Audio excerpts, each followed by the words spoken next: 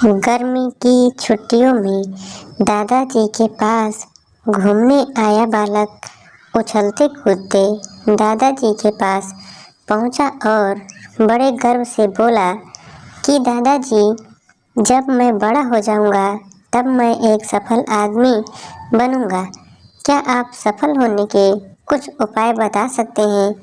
दादाजी हाँ में सर हिलाए और बिना कुछ कहे लड़के का हाथ पकड़ा और उसे करीब की पौधशाला ले गए। वहां जाकर दादाजी ने 2 छोटे छोटे पौधे खरीदे और घर वापस आ गए। वापस आकर उन्होंने एक पौधा घर के बाहर लगा दिया और दूसरा पौधा गमले में लगा के घर के अंदर रख दिया। 3-4 साल बाद जब एक बार फिर वह लड़का अपने माता पिता के साथ गांव घूमने आया, तब दादाजी को देखा तो देखते ही बोला, दादाजी, पिछली बार मैंने आपसे सफल होने के कुछ उपाय मांगे थे, पर आपने तो कुछ भी नहीं बताया था, पर इस बार आपको कुछ बताना ही होगा। दादाजी मुस्कुराए और लड़के को उस जगह ले गए जहाँ उन्होंने गमले में पौधा लगाया था। अब वह पौधा एक पेड़ में बदल चुका था। लड़का बोला, दादाजी, मैंने कहा था ना कि ये वाला पौधा ज़्यादा सफल होगा। दादाजी ने बोला कि अरे पहले बाहर वाले पौधे का हाल तो देख लो। और ये कहते हुए दादाजी लड़के को बाहर ले गए और विशाल पेड़ बाहर गर्व से खड़ा था। उसकी शाखाएं दूर तक फैली हुई थीं। उसके छांव में खड़े राहगीर आराम से बातें कर रहे थे। अब दादाजी ने पूछा, बताओ कौन सा पौधा ज़्यादा सफल हुआ?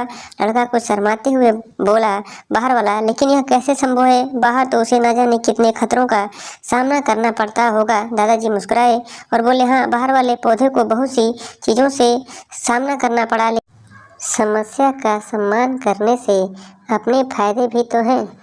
बाहर वाले पौधे के पास आज़ादी थी कि वह अपनी जड़ें जितनी चाहे उतनी फैला ले, अपनी शाखाओं से आसमान को छू ले।